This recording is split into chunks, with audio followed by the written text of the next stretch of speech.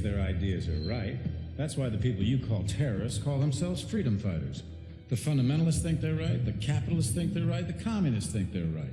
And no one will ever convince anyone of anything.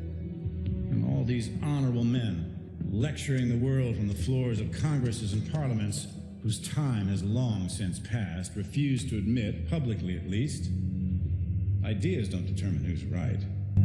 Power determines who's right.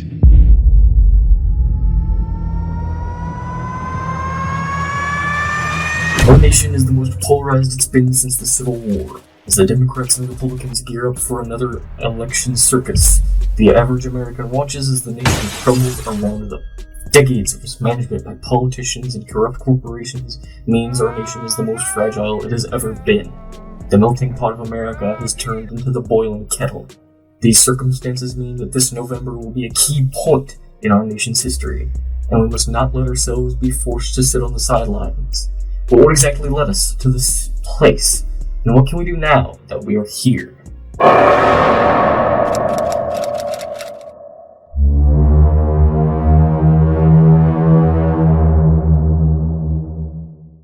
History is dotted with constant conflict. Political conflict, social conflict, economic, etc. It is what has allowed progress, and most of our current technology today was based off of stuff developed for military use during World War II. All of history is moved, forged, shaped, or destroyed by conflict. As the quote goes, the little alone moves the wheels of history. During World War II, the United States had set itself up as the arsenal of democracy.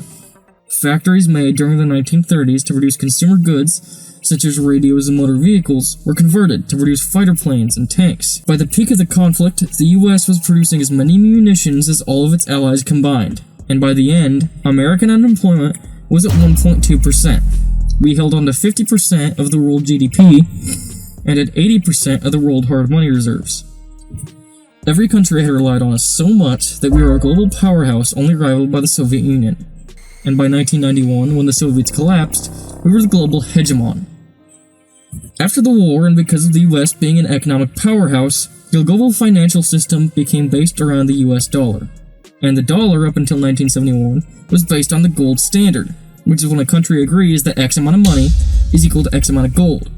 However, due to inflation and many other reasons, in 1971, the dollar was taken off the gold standard, and today the dollar is fiat money. Not the car company, but something with no hard backing, and something that the central bank controls by printing more or less with reckless abandon.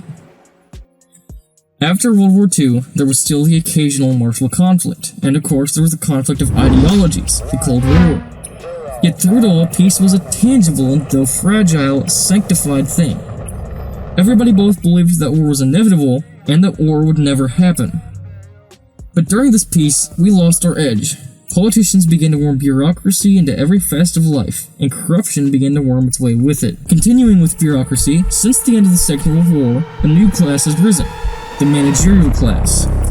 They are, as it says, the managers, the people who make sure the cogs of society are working as they should, and are on the front lines to make sure any gears that need oil get just that. However, this class doesn't quite work in the best interest of the society. Rather, they are part of the upper middle class, closest to the elites, who implement their initiatives. This group is also exclusive, just like the elites they serve. But because of the rise of corporations and large bureaucracy, the managerial class needed to find a way to consistently and constantly recruit.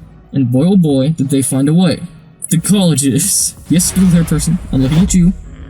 Okay, maybe not those college people, but they use the college-educated to distinguish between menial work and managerial work. And not to say you have to go to college to become part of the managerial class, but it is their main recruiting ground.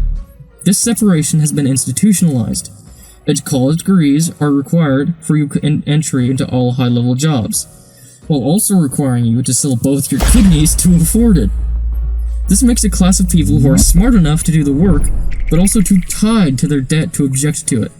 Another outgrowth of the post-World War II era is the social justice movement, created to counteract the ideology of the Nazis.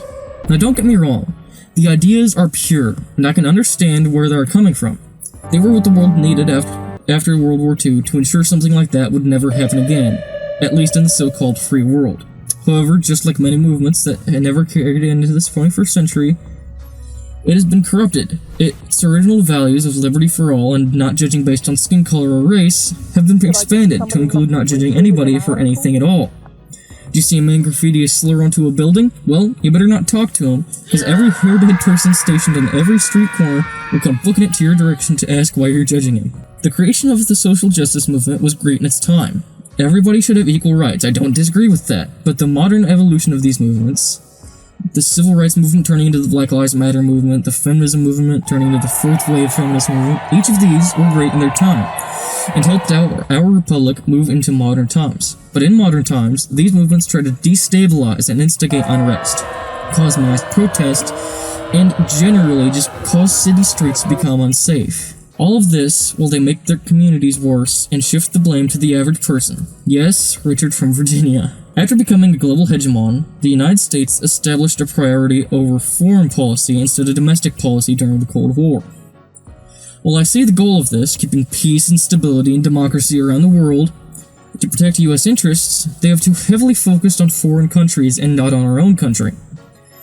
Vietnam, Afghanistan, Iraq, all of these wars cost trillions of dollars, not to mention our ongoing foreign aid. These trillions of dollars could have been invested into cleaning city streets, improving and repairing our infrastructure, and investing in American jobs, among other things.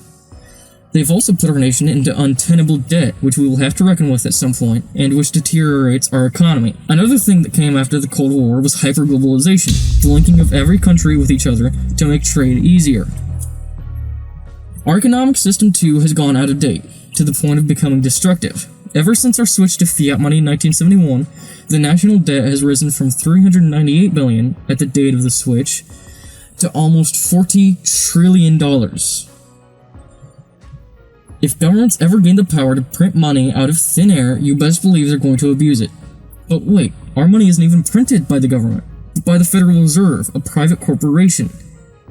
The implementation of the fiat system meant that printing money by the boatload was suddenly highly profitable to the Federal Reserve, which answers to its shareholders, not the American people. Now do you see what the problem is? But wait, there's more.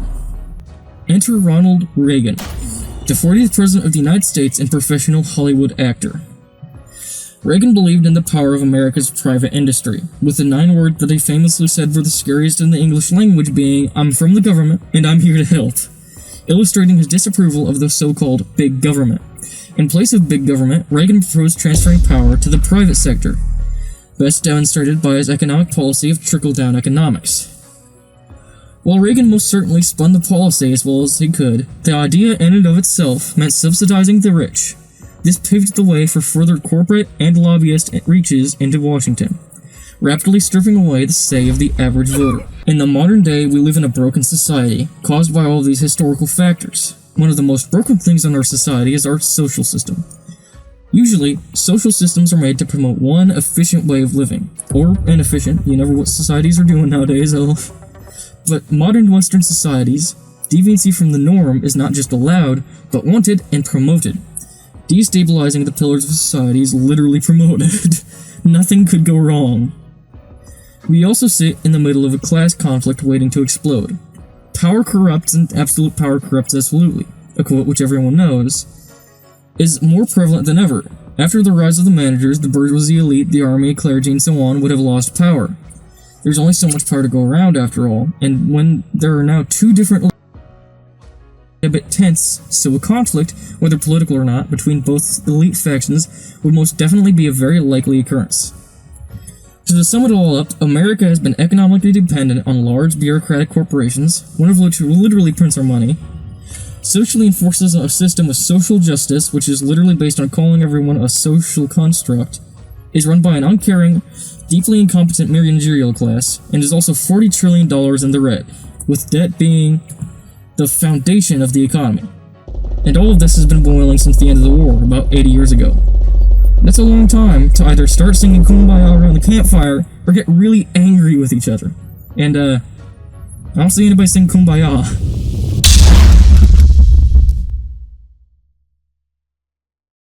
Now, we are not the first to touch on Biden dropping out of the presidential race, but I believe it would be good to touch on the similarities it has with a different election. Biden outing of the race is comparable to Lyndon B. Johnson, who also dropped out of the presidential race in 1968 and is the most recent case of this happening outside of Biden. Both of the elections have many similarities between candidates. Nixon and Trump, who both ran on a platform of law and order, among other things. A Democratic nominee that was previously the vice president, Hubert Humphreys and Kamala Harris. And finally, a strong independent candidate that will definitely get a lot of votes, George Wallace and RFK. In the end, Nixon won the election, followed by the Democrat bid, and finally the independent. And while 2024 will definitely not be the exact same, it's worth looking at history to see where things might go. This will also be shown on the media and may be used to attempt to sway voters to the Republican side. With this historical precedent in mind, let's look at the two majorly possible scenarios, the likely Trump victory and the less likely Democrat victory. Now, it's likely that Trump, after the major media victory he got with those pictures, is going to be able to win a sound victory against the Democrats. If that's the case, Democrats are going to cry foul and shout about voter fraud and all the usual. And while it's most likely won't reach the level of anger of 2020 from the Republicans, we can definitely expect a George Floyd levels of rioting or less. In order to calm the masses, if Trump is smart, he'll start saving some money and working on the major debt we have. Delaying the debt ceiling being raised every month and a half will be a media victory, as well as showing that he would be attempting to get the economy on track. Trump will also want to focus on the border crisis. It's one of the easier ones of his campaign promises that he could achieve, and it would show much of his voter base that he wasn't just lying about his promises.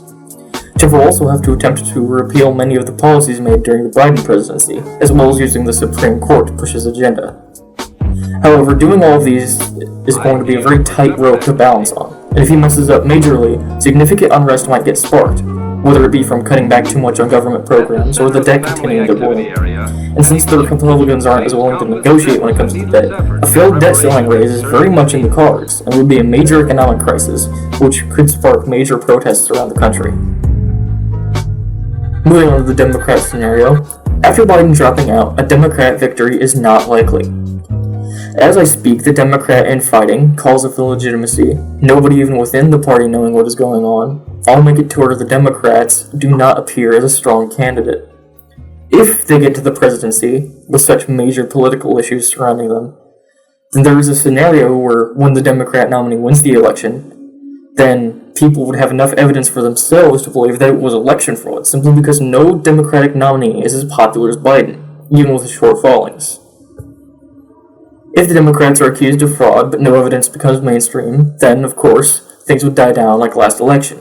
Yet if info comes out confirming voter fraud, then no matter what, things will heat up very quickly. Major protests, riots, unrest, all might come from the majorly upset Republican Party, as well as calls of treason most likely becoming major cries. Either way, if the Democrats win the election, people will not be happy. Assuming that a Democrat candidate makes it through the first few months of the presidency, they would still have to deal with major mess left behind from the past few years, as well as the debt. However, debt isn't as much of a problem for the Democrats since they would sell both kidneys to raise the ceiling. No matter what happens, America must face its internal tensions, rising debt, and the divide between us, the American people. The implosion of America as we know it is due by 2028. America has been the global hegemon for 80 years, providing the basis for the world's financial and political system at the time. Any amount of chaos in America will be felt around the globe by friend and foe alike. The world order as we know it is coming to an end. The responsibility falls on us, the American people, to lead our country and the world forward. But how will we?